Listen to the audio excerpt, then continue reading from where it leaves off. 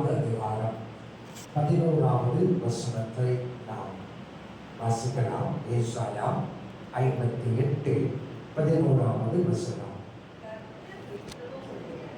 கர்த்தர் நித்தமும் உன்னை நடத்தி மகா வறட்சியான காலத்தில் உன் ஆத்துமாவை திருப்தியாக்கி உன் எலும்புகளை நினமுள்ளதாக்குவார். நீ நீர்ப்பாய்ச்சலான தோட்டத்தை போலவும் வற்றாத நீரூற்றை போலவும். கர்த்தருடைய வார்த்தை என்ன? நீ நீர்ப்பாய்ச்சலான தோட்டத்தை போலவும் வற்றாத நீர் ஊற்றை போலவும் நீ இருப்பாய் என்று ஏசாயா எழுதின தீர்க்கதரிசன புஸ்தகம் 58வது அதிகாரம் 11வது வசனத்திலே தேவன் சொன்னார். அல்லேலூயா. கர்த்தர் உங்களை நித்தமும் நடத்துவாராம். நீங்க இப்படிப்பட்ட ஆசீர்வாதத்துக்குள்ள நீங்கள் கடந்து வருவதற்கு யார் காரணம்? கர்த்தர். எதினாலே? அவர் உங்களை நடத்துவதாலே. ஆமென். நீங்க ஆசீர்வாதமாய் இருக்க வேண்டும் என்று சொன்னால் வசனம் சொல்லுகிறது, கர்த்தர் தான் உங்களை ஆசீர்வதிக்கிறார். எப்படி? அவர் உங்களை நடத்துவதனாலே. அப்போ இந்த 8வது மாதம் கர்த்தர் உங்களுக்கு ஆசீர்வாதத்தை கொடுத்து உங்களை அவர் நடத்த போகிறார். ஆமென். ஆபிரகாமை பெயர் சொல்லி அழைத்து அவனை அவர் நடத்தினார். தன் சகோதரர்களுக்காக பயந்து ஓடிய யாக்கோபை அவர் நடத்தினார். இஸ்ரவேலை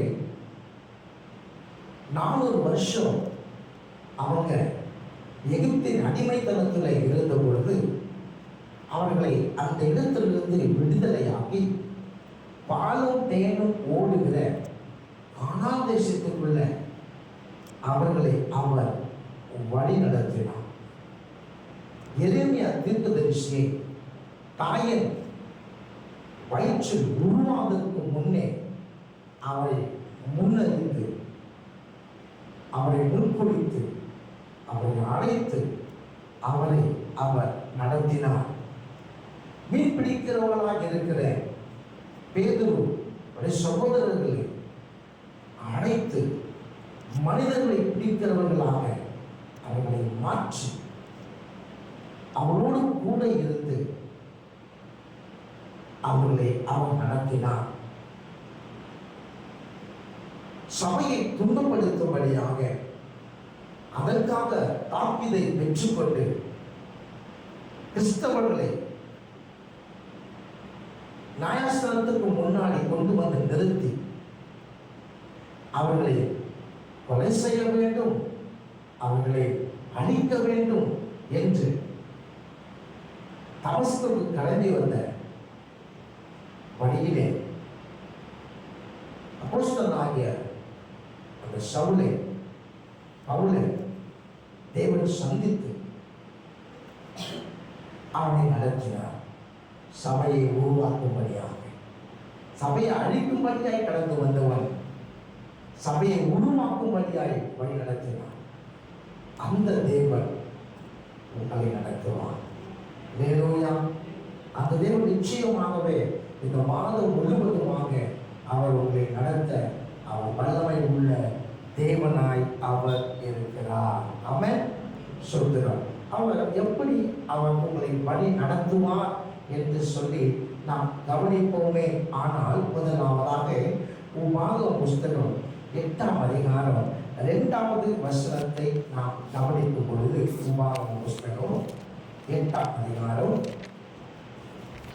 2வது வசனத்தை நாம பார்க்கும் பொழுது அங்கே அவர் சொல்லுகிறார், உன் தேவனாகிய கர்த்தர் உன்னை சிறுமைப்படுத்தும்படிக்கும் தம்முடைய கட்டளைகளை நீ கை கொள்ளுவாயோ கை கொள்ள மாட்டாயோ என்று அவர் உன்னை சோதித்து உன் இருதயத்தில் உள்ளதை நீ அறியும்படிக்கு உன்னை இந்த 40 வருஷம் அளவும் வனாந்தரத்திலே நடத்தி வந்த எல்லா வழியையும் நினைப்பாயாக.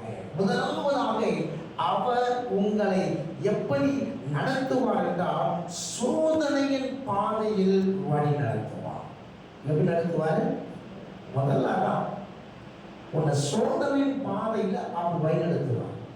எதற்கு இந்த சோதனையின் பாதையில அவர் உங்களை வழி நடத்துகிறார் என்றால் அவருடைய கட்டளைய நீ கை கொள்ளுவாயோ கை கொள்ள மாட்டாயோ என்பதற்காக. எகிப்தில் இருந்து கனானுக்கு போவதற்கு 11 நாட்களிலே கடந்து போக முடியும். ஆனால் அவர்களை 40 ஆண்டுகள் அவர்களை வழிநடத்தினார். அதற்கு காரணம் என்ன? ஏன் இந்த வனாந்தர பாதை? ஏன் இந்த சோதனைகள்? ஏன் இந்த உபத்திரவத்தின் ஊடாய் தேவன் நடத்துகிறார் என்றால் அவர் உன்னை சோதிக்க முடியாது.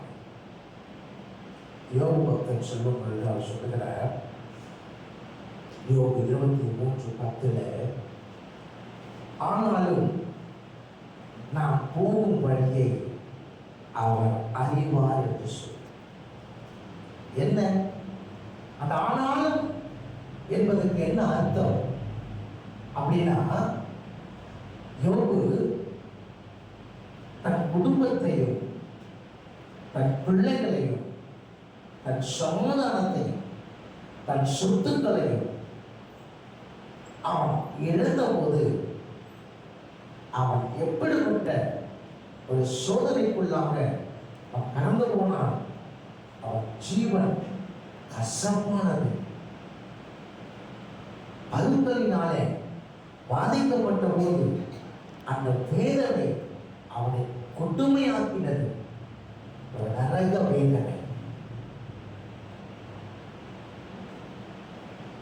ஏன் உத்தமத்தில் இன்னும் இருக்கிறீர் என்ற சத்தம் அவனுக்கு நேராய் வருகிறது. ஏன் இன்னும் ஜீவனோடு கூட இருக்கிறீர் என்ற சத்தம் அவனை நோக்கி வருகிறது. கர்த்தர் விருதமாகவா இந்த காரியத்தை அவர் செய்தார் என்ற சத்தம் அவனை நோக்கி வருகிறது. எப்படி வாழ்ந்த ஒரு மனிதர், அவனுக்கு நேராக இப்படிப்பட்ட ஒரு சத்தங்கள் அவனுக்கு வருகிறது. ஆனால் அவர் சொல்லுகிறார், நான் போகும் வழியை அவர் அறிவார். அல்லேலூயா. எவ்வளவு ஒரு மகிமையான வார்த்தை பாருங்க. இப்படிப்பட்ட சூழ்நிலையில ஒருவன் கடந்து போகும் பொழுது அவன் சொல்லுகிற வார்த்தை என்ன அப்படின்னா, அவர் நான் போகும் வழியை அவர் அறிவார் என்று சொல். அவர் என்னை சோதித்த பின் நான் பொன்னாக விளங்குவேன் என்று சொல்லுகிறார். அல்லேலூயா. எவ்வளவு மகிமையான வார்த்தை பாருங்க. இது ஏன் அப்படின்னா, நமக்கு ஒரு டெஸ்ட் வைக்கிறார். அவன் சோதிக்கிறார். என்ன அப்படின்னா, நாம அவரை பின்பற்றுகிறோமா, அவரை நம்புகிறோமா, அவரை விசுவாசிக்கிறோமா என்பதை அவர் என்ன அவரை சோதிக்கிறார். அப்ப இந்த சோதனையில அவர் அப்படியே விட்டுடுவாரா? யாக்கோபு 1ஆம் அதிகாரம் 12ஆம் வசனம் சொல்கிறது, சோதனைகளை சகிக்கிற மனுஷன் பாக்கியவான். சோதனைகளை சகிக்கிற மனுஷன் பாக்கியவான். அவன் உத்தமன் என்று விளங்கின பின்பு தேவன் அவனுக்கு வைத்திருக்கிற அந்த ஜீவ கிரீடத்தை அவனுக்கு கொடுப்பார். அப்ப சோதனைக்கு பின்பாக ஒரு பரிசு இருக்கிறது, ஒரு வெகுமதி இருக்கிறது, ஒரு ரிவார்டு இருக்கிறது. தேவன் உன்னை சும்மா விட மாட்டார். இந்த சோதனை உன்னுடைய வாழ்க்கையில அவர் சும்மா அனுப்பவில்லை. யோபு அவனுடைய வாழ்க்கை மறுபக்கத்தை நீங்கள் கவனிக்கும் பொழுது அது மகிமை நிறைந்ததாக அது இருந்தது. இரட்டத்தனையான ஆசீர்வாதம், எல்லாவற்றையும் அவன் எதெல்லாம் இழந்தானோ எல்லாவற்றையும் அவன் திரும்ப பெற்றுக்கொண்டான். தாவீதை கவனிக்கும் பொழுது அவனுக்கு ஒரு அனுபவம் ஏற்பட்டது. அவன் சிக்லாக்கினுடைய அனுபவம் மிகவும் கொடியதான ஒரு அனுபவம். அவனுடைய மனைவிகள், அவனுடைய வேலைக்காரர்கள், பிள்ளைகள் எல்லாருமே சத்துரு கொண்டு போயிட்டான். ஆண்டவர் சமூகத்தில் போய் அவன் கேட்கிறான், நான் இப்போ புறப்பட்டு போனா நான் அவங்களை பிடிக்க முடியுமா? ஆண்டவர் சொல்றாரு, சகலத்தையும் திருப்பி கொள்வாய் என்று சொல்லு. அல்லேலூயா. எப்பேற்பட்ட அனுபவம்! சிக்லாக்கின் அனுபவம். ஒரு கரும்பு மிஷின்ல அந்த கரும்பை உள்ளே விடும் பொழுது எப்படி அந்த கரும்பு சக்கையாக பிழிக்கப்படுகிற கடைசி துளி அந்த ஜூஸ் எதிர்க்கிற வரைக்கும் அந்த நபர் எப்படி அந்த கரும்பை அந்த மிஷினுக்குள்ள விட்டு அந்த சக்கரை அந்த ஜூஸ் பிழிறாரோ அதே அனுபவம் தான் தாவீதுக்கு சிக்லாக்கின் அனுபவம். அந்த சிக்லாக்கின் அனுபவத்துக்கு பிற்பாடு அவனுக்கு என்ன தேவை கிடைக்கிறது? ஆசீர்வாதத்தின் பாகம் கிடைக்கிறது. அல்லேலூயா. ஆமென். அப்போ அந்த வருகிற சோதனையை நீங்க ஒரு அர்த்தமா என்னாங்க உங்களுக்கு வருகிற சோதனைங்க ஏன்னா இந்த சோதனை அப்படின்னு நினைக்காதீங்க. ஏன் எனக்கு மாத்திரம் இப்படி நடக்குது என்பது சொல்லி புலம்பாதீங்க. புலம்புறதை விட தேவ சமூகத்தில் கடந்து வந்து இது எனக்கு நல்லது, ஆனாலும் நான் போகும் வழியை அவர் அறிவார் என்று சொல்லி யோபு சொன்னது போல நீங்க சொல்லுங்க. கடைசியில் என்ன நடக்கும் தெரியுமா? அவர் என்னை சோதித்த பின்பு நான் பொன்னாக போவேன். அல்லேலூயா. அப்போ அவர் கர்த்தராகி தேவன் உங்களை நித்தமும் நடத்த போகிறார். எதற்காக? உங்களுடைய வாழ்க்கையை அவர் மாற்றுகிறார். ஆமென். இரண்டாவதாக வாசிங்கள் உபாகமத்தின் புஸ்தகம் 32வது அதிகாரம் 11 மற்றும் 12வது வசனம். உபாகம புஸ்தகம் 32 11 12.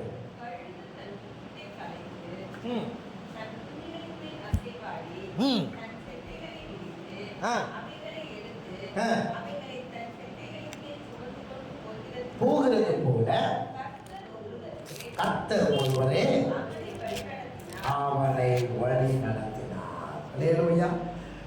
முதலாவது நாம் கவனித்தோம், சோதனையின் பாதையிலே அவர் வழி நடத்துவார். இரண்டாவது, கழுகை போல அவர் வழி நடத்துவார். அதாவது ஒரு தாய் பறவை போல அவர் உங்களை வழி நடத்துவார். கழுகை போல. உபாகம புஸ்தகம் 32 11 12 சொல்லுகிறது, ஒரு கழுகை போல அவர் வழி நடத்துவார் என்று சொல்லி. கழுகு மலை உச்சியில கூடு கட்டுவதற்கு தெரிந்து கொள்ளும். பிற்பாடு அங்கு கூடை கட்டும்.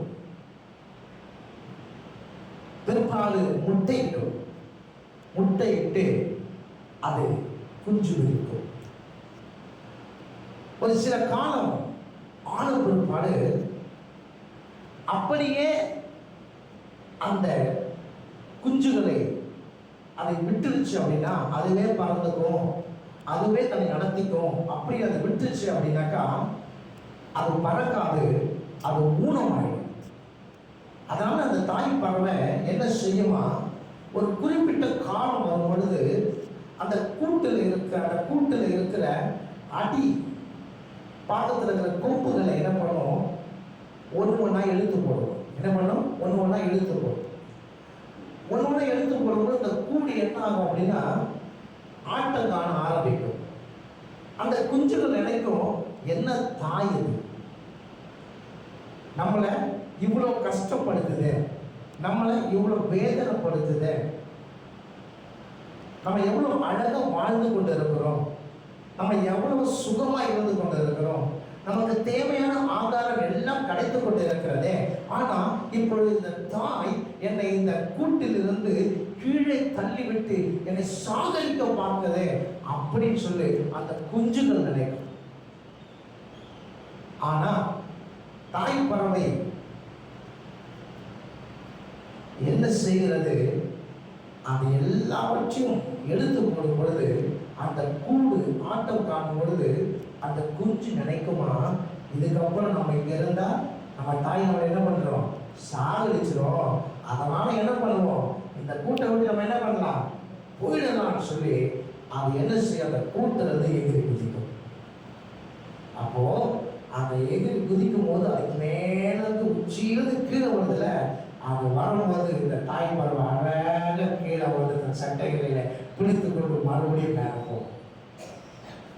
மேலே போகும், மேலே போயிட்டு மறுபடியும் விட்டுரும். ஆனா மேலே போகும் நினைக்கிறோம், அப்பா நம்ம அம்மா நம்மளை கைவிடப்பா அப்படின்னு நினைக்கும்.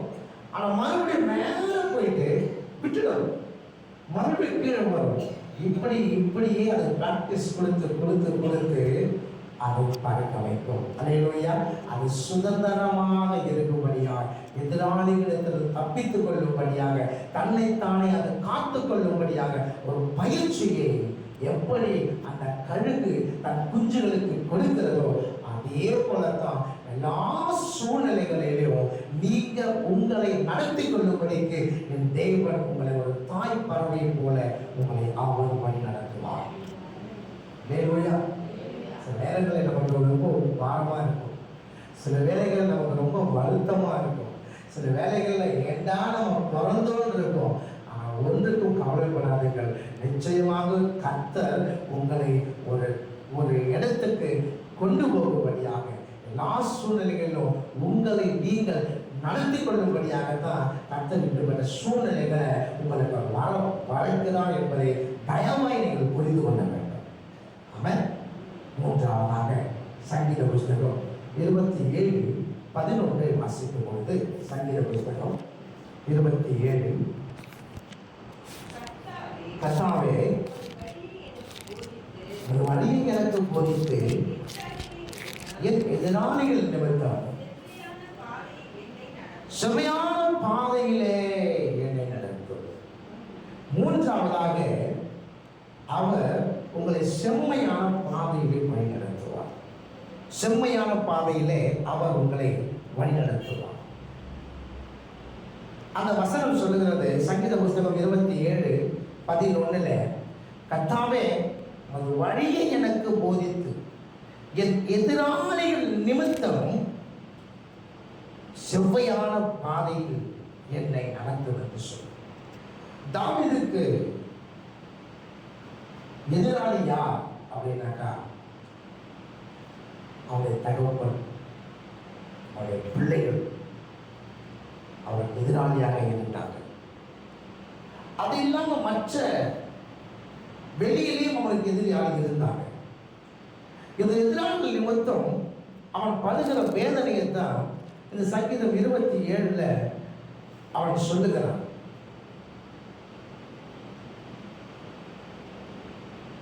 எப்படி அப்படின்னா, எந்த அளவுக்கு அவன் நெருக்கப்படணும், எந்த அளவுக்கு அவன் ஒடுக்கப்படணும், அந்த அளவுக்கு நெருக்கப்பட்டு ஒடுக்கப்படுகிறான். இந்த சூழ்நிலை அவன் என்ன சொல்றான் அப்படின்னா, என் தகப்பனும் என் தாயும் என்னை கைவிட்டாலும் கர்த்தர் என்னை சேர்த்துக் கொள்ளுவார் என்று சொல்லி 10வது வசனத்தில் அவர் சொல்லுகிறார். எப்போ அப்படின்னா, நீங்க அந்த 8வது வசனத்தை கவனிக்கும் பொழுது, என் முகத்தை தேடுங்கள் என்று சொன்னீரே, உம்முடைய முகத்தையே தேடுவேன் கர்த்தாவே, என் இருதயம் உம்மிடத்தில் என் சொல்லிற்று. அவன் இருதயம் கொண்டு என்ன சொல்லுதான், இப்படிப்பட்ட சோதனையின் மத்தியில, இப்படிப்பட்ட வேதனை மத்தியில, இப்படிப்பட்ட நெருக்கத்தின் மத்தியில சத்துரு உன்னையும் அழிக்க வேண்டும் என்று நினைக்கிற இந்த நேரத்தில் நான் செய்ய வேண்டியது என்ன என்று என் இருதயம் எனக்கு சொல்லிற்று அப்படின்னா, கர்த்தருடைய முகத்தை தேட வேண்டும் என்று சொல்லி கர்த்தருடைய முகத்தை தேடும் பொழுது அவன் நம்பி இருக்கிறவர்கள் அவனை கைவிடலாம். அவன் எதிர்பார்த்திருக்கிறவர்கள் அவருக்கு உதவி செய்ய வராமல் போகலாம். அவன் கூட இருக்கிறவங்க அவனோடு கூட இல்லாமல் போகலாம். ஆனால் ஒரு பொழுதும் அவனை தாயின் கருவினை அறிந்து கொண்ட அந்த தேவனாய் கர்த்தர் ஒருபோதும் உங்களை கைவிடவே மாட்டார். அல்லேலூயா. அதே போலதான் நீங்க உங்களை பிரச்சனை மத்தியில் நீங்க நினைக்கலாம், இவங்க கொஞ்சம் எனக்கு உதவி செய்வாங்க, அவங்க இருக்கிறாங்க, அவங்க பார்த்து கொள்வாங்க அப்படின்னு நினைக்கலாம். ஆனா நீங்க நினைச்சவங்க உங்களுக்கு வராம போகலாம்.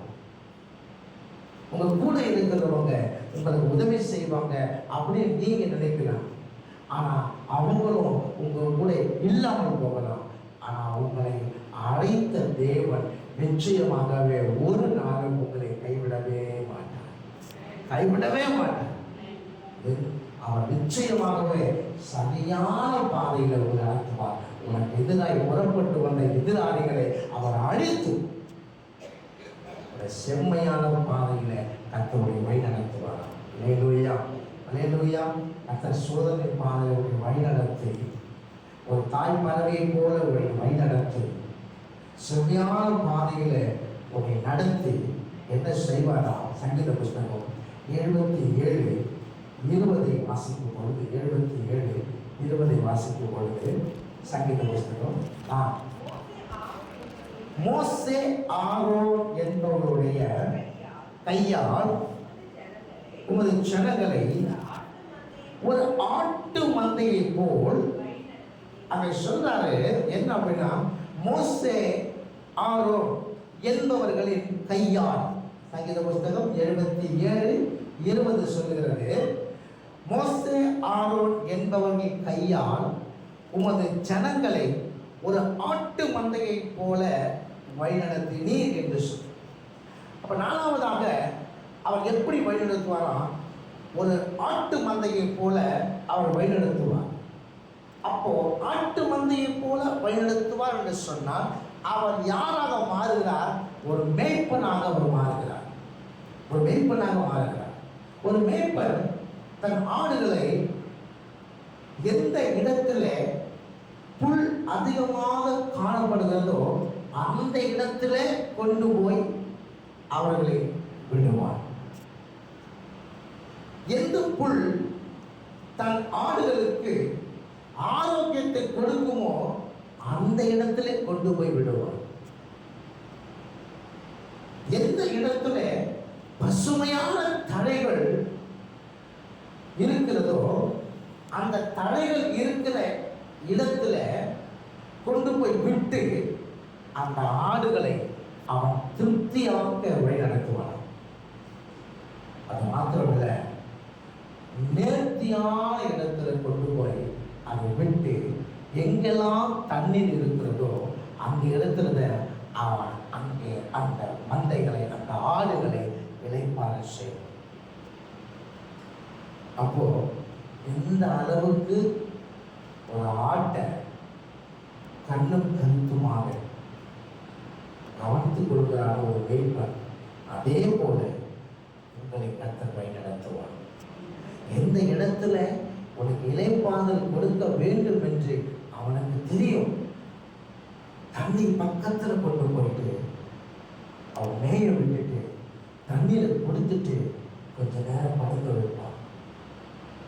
அதே போலதான் கர்த்தர் உங்களையும் இளைப்பாற வைக்கப்பட்டவார்.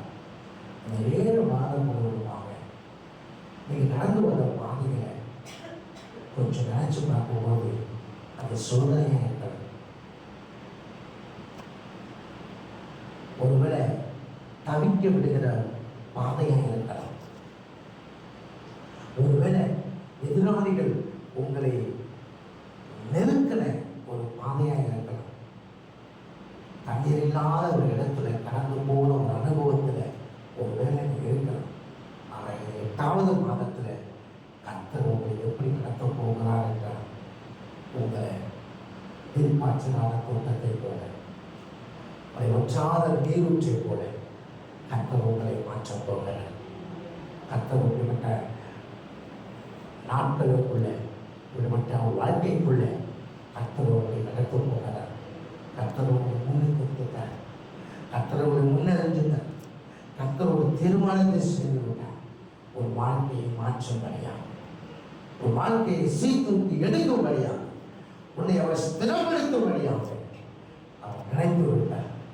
இந்த மாதம் ஒரு பெரிய மாற்றத்தை உங்களுடைய வாழ்க்கையில நீங்கள் பார்ப்பீங்க. ஒரு பெரிய மாறுதலை நீங்கள் பார்ப்பீங்க. நிச்சயமாகவே யோபு பக்தன் சொன்னது போல நீங்க போகிற பாதையை அவர் அறிந்திருக்கிறார். எந்த கவனிக்க பொழுது ஒருவேளை உங்களுடைய கண்களுக்கு உங்களுடைய பாதை கடவுளாக ஒரு தெளிவில்லாமல் இருக்கலாம். எதுவுமே தெரியாதவங்க கடந்து போற வரைக்கும் போகணும். அப்படி அல்ல, நீ போகிற வழியை அறிந்திருக்கிறார். உன்னை பொன்னாக கட்ட நிச்சயமும் மாற்றணும். ஒரு தாய் பறவை போல கர்த்தர் நிச்சயமாக உன்னை தூண்டி கொண்டு போய் உயரத்திலே கொண்டு போய் வைப்பார். எதிராளிகள் சூழ்ச்சிகளிலிருந்து உங்களை விளக்கி உங்களை மீட்டு செவ்வையான பாதையில் கர்த்தர் உங்களை நடத்தி ஒரு ஆட்டு மந்தையை போல உங்களை கொண்டு போய் உங்களை பசும்புள்ளிலே மேய வைத்து பசும்புள் மேலே அமர வைத்து அமர்ந்த தண்ணீரை கொண்டு போய் விட்டு உங்கள் தாகத்தை தீர்த்து இந்த மாதம் கர்த்தர் நடத்த போகிறார். கண்களை மூடுவோமா? கர்த்தர் நல்லவர், பெரியவனவரே. இந்த 7 மாதம் முழுவதுமாக உங்களை நடத்தி வந்த கர்த்தர் இந்த 8வது மாதத்தில் உங்களை பெருமையாய் நடத்துவார். நீங்கள் விசுவாசித்தால் தேவனுடைய மகிமையை காண்பீர்கள். கர்த்தர் நிச்சயமாகவே உங்கள் ஆத்துமாக்களை நம்மளதாய் கர்த்தர் மாற்றப் போகிறார். ஒன்றுமே இல்லாதது போல இருந்த ஆத்துமாவை கர்த்தர் பெரிய மாற்றப் போகிறார். கர்த்தர் மாற்றப் போகிறார். ஒரு வறட்சி மாறும்போது, ஒரு வறட்சி காலங்கள் மாறும்போது செழுமையின் காலத்தை கர்த்தர் கொண்டு வர போகிறார்.